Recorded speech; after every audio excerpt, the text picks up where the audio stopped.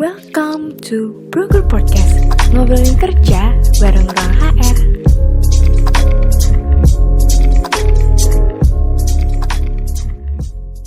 Halo Sobat Hero, welcome back to Broker Podcast, tempatnya kamu cari informasi seputar pekerjaan. Broker Podcast kali ini bareng sama aku, Kezia Krisnavitya, kita bakal ngobrol bersama narasumber yang luar biasa dan punya pengalaman yang seru nih kalau kita kulik. Episode kali ini kita akan tahu bagaimana work smarter, not harder, bersama Kak Biang Lala Andria Dewi. Halo Kak Biang Lala, apa kabar nih? Halo Kezia, Alhamdulillah sehat. Kezia gimana kabarnya? Alhamdulillah sehat juga Kak. Oke. Sobat Hero, Kak Biang Lala Andria Dewi ini merupakan seorang psikolog klinis dewasa dan juga pendiri Welas Asih Healing and Development Center, sebuah platform yang menyediakan konseling psikologis dan pendidikan kesehatan mental. Nah, menarik kan Sobat Hero? Pasti udah nggak sabar nih untuk bincang-bincang bersama Kak Biang Lala. Oke, kita langsung aja ya Kak. Oke, boleh Kezia. Jadi gini Kak, boleh tolong jelaskan apa sih yang dimaksud dengan work smarter? Oke, menarik ya pertanyaannya. Karena kita bakal bahas tentang work smarter, not harder tadi ya, judulnya Kezia ya. Iya Kak. Oke, memang sekarang tuh orang tuh lagi kepengen untuk bisa bekerja dengan lebih smart gitu. Kalau dulu mungkin kita agak mengglorifikasi work hard gitu kan. Work hard tuh yang identik dengan kerja nggak ada istirahatnya, terus sampai malam, sampai begadang, segala macam gitu kan. Nah, tapi sekarang ternyata sudah bergeser nih, orang-orang lebih kepingin kerja itu ya yang singkat aja waktunya, nggak harus lama-lama, tapi bisa menghasilkan lebih banyak gitu. Kalau dari aku baca-baca dan dari pengalamanku juga nih, aku mendefinisikan work smart itu adalah tentang efisiensi, menghasilkan lebih banyak dalam waktu yang cenderung singkat dan bisa menciptakan cara gitu. Kita bisa membangun cara, membangun sistem dan proses kerja yang memungkinkan kita menggunakan waktu dan energi dengan lebih baik. Itu sih Kezia. Oh gitu ya Kak. Jadi bagaimana menciptakan sistem untuk menggunakan bekerja dengan waktu yang seefisien mungkin ya Kak. Mhm, mhm. Lalu apa perbedaannya Kak antara work smart dan work hard? Oke. Kalau mungkin aku akan dari pengalamanku dan dari ini ya, dari orang-orang kebanyakan ya. Sebenarnya kan nggak salah sih kita kerja keras ya. Kalau dari kita mau definisikan kan work hard tuh kerja keras gitu ya. Cuman kadang lagi-lagi sih kita masih mengglorifikasi tuh bahwa kalau kerja, kalau kepingin sukses itu yang harus yang sampai capek, harus yang begadang gitu kan. Kadang kita masih sering mungkin teman-teman ngelihat teman-temannya update status di malam-malam masih ngantor kayak gitu. Hal-hal seperti itu deh pokoknya. Nah, dan apa ya istilahnya ya, akan lebih enak dan nyaman kan kalau kita bisa bekerja dengan ya sesuai waktu gitu, nggak usah begadang, tidak usah apa istilahnya sih lembur dan itu sudah selesai. Karena kan yang menjadi fokus adalah seberapa banyak yang bisa kita hasilkan di waktu yang singkat, bukan masalah waktunya, bukan masalah tenaganya dikeluarin seberapa banyak. Seperti itu. Jadi kalau work hard ini ada sisi negatif dan positifnya nggak Kak? Oke, kalau work hard ya mungkin aku cerita dikit pengalamanku ya, Kezia ya, Iya. tentang Kak. eh, gimana akhirnya aku bisa mencoba untuk kalau kerja tuh yang smart gitu, yang mencari sistem gitu, mencari cara untuk diriku sendiri. Jadi pengalamanku itu waktu awal-awal pandemi dulu, waktu awal pandemi itu kan tadinya kan aku kalau konseling, nerima klien atau kalau mau seminar gitu kan, itu kan tetap muka ya. Tapi karena pandemi kan ya kita semua tahu sekarang semuanya jadinya serba online. Nah, karena serba online ternyata tuh yang kita pikir, wah enak nih kita nggak usah kemana-mana, kita di rumah aja bisa kerja gitu kan. Nah, justru malah ini jadi bumerang tersendiri gitu. Saya nggak waktu itu nggak ada batasan sama sekali untuk bekerja dari pagi sampai malam saya kerja terus. Apa aja saya kerjain yang meskipun saya nggak tahu saya lagi ngerjain apa gitu kan. Misalnya kalau Oke. pagi gitu, kan tadi juga kayaknya udah jelasin ya kalau saya kan lagi mengembangkan sebuah sarana atau platform yang tadi Ulas Asih Healing and Development Center gitu kan.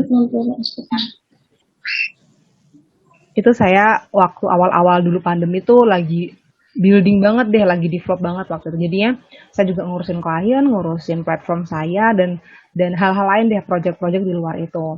Nah, saya tuh kan orangnya morning person, jadi pagi itu sudah suka kalau melakukan sesuatu atau mikir gitu kan. Tapi ternyata nggak berhenti sampai sore, sampai malam pun saya masih kerja. Nah, sampai satu ketika saya mikir, kok saya nggak ada waktu ya buat diri saya sendiri? Kok saya nggak ada waktu ya buat keluarga saya? Apakah cara kerja saya salah gitu? Karena udah kerja seharian kok yang dihasilkan ya itu aja gitu. Sampai akhirnya saya bikin sistem tuh buat diri saya sendiri, bikin batasan. Oh, saya tahu kalau pagi saya lebih produktif. Oh ya udah, saya mungkin kerjanya mulai pagi, waktunya saya set di jam berapa, kemudian yang paling membuat saya merasa terbantu atau sistem yang saya lakukan adalah saya mulai bikin to-do list gitu. Jadi nggak berantakan hari itu mau ngapain aja. Jadi saya bikin to-do list, saya realistis. Jadi dalam satu hari nggak usah banyak-banyak to-do listnya. Kayak mungkin maksimal 5 seperti itu kan. Jadi ketika saya bisa mencapai 5 itu ada kepuasan dalam diri. Jadi nggak semuanya harus dalam satu hari kan. Kita lihat mana yang urgent, mana yang penting yang mungkin teman-teman udah pernah lihat ya seperti yang kuadran itu penting urgent, kurang penting dan segala macam itu silakan. Terus saya juga pakai Google Calendar. Jadi saya mulai mencari cara bagaimana agar energi saya tidak terbuang sia-sia gitu dan waktunya nggak terbuang sia-sia. Seperti itu sih, Kezia.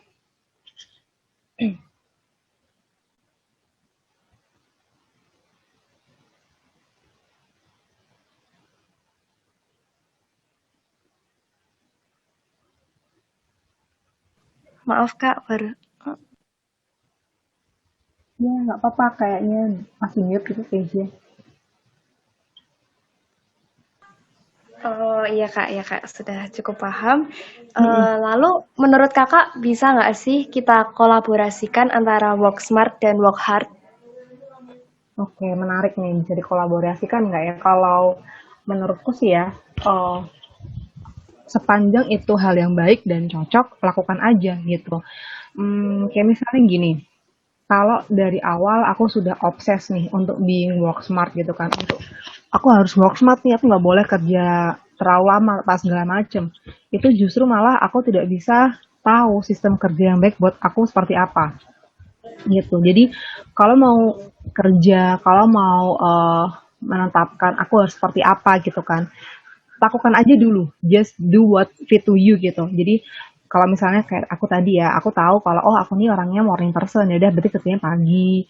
Oh sampai malam masih bisa kerja nih ya udah kerja dulu coba. Oh ternyata ada yang kurang nyaman jadi mending kita atur ulang lagi seperti itu. Jadi sambil bereksperimen sama diri kita sampai kita kena mana yang paling baik dan paling cocok buat diri kita.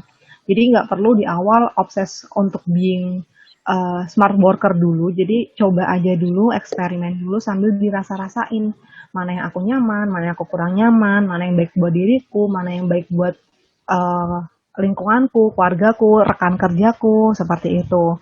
Karena kan enaknya kita bisa bekerja secara smart ketika kita sudah punya sistem, itu adalah kita punya waktu lain dan energi lain yang bisa kita lakukan untuk ya pertama me time, kita bisa punya waktu untuk keluarga dan mungkin juga kita bisa improve di area lain. Jadi nggak melulu ngerjain satu hal di waktu yang lama seperti itu.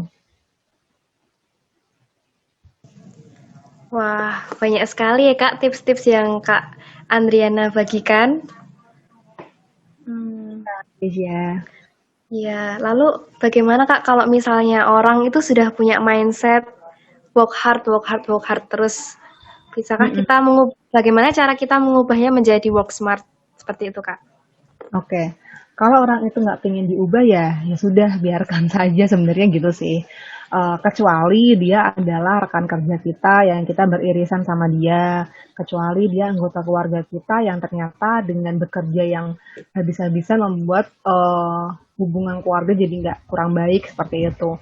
Kita kasih pengertian aja bahwa ya aku paham mungkin kamu kepingin ya untuk bisa apa istilahnya ya, menghasilkan banyak banyak uang, katakanlah menghasilkan banyak uang dalam usia segini, atau kamu punya target tertentu, tapi kira-kira bisa nggak ya kalau cara kerjamu ini agak diubah gitu. Jadi kita validasi dulu apa yang dia rasakan, karena orang yang ingin kerja keras sebenarnya itu adalah bagus ya gitu. Jadi bukan berarti kita harus larang dia untuk bekerja, enggak. Kita apresiasi dulu bahwa dia mau bekerja, kita validasi dulu apa yang dia rasakan, kayak oh iya kamu pengen kerja karena kamu target ini itu segala macam.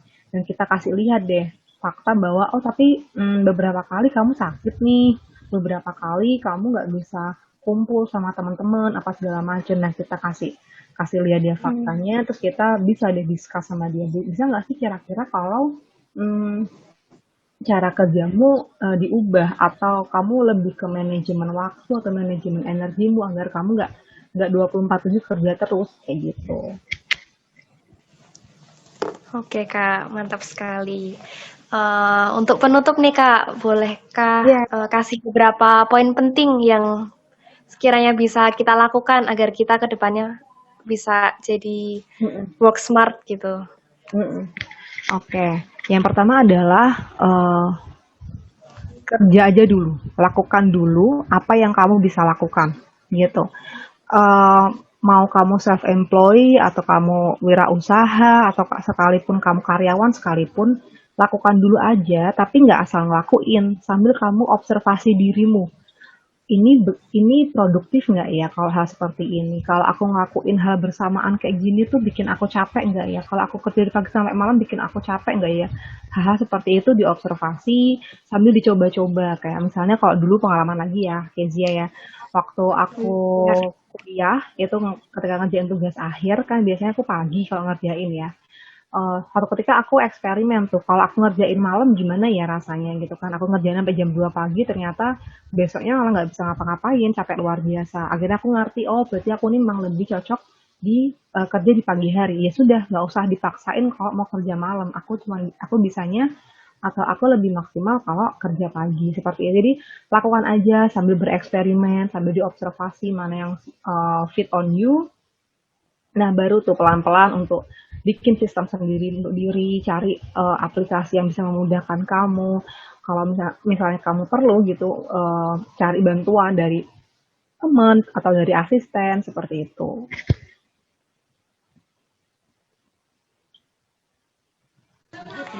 Baik Kak, terima kasih. Terima kasih banyak ya Kak atas setiap informasi dan sharing-sharing yang Kak Biang Lala bagikan.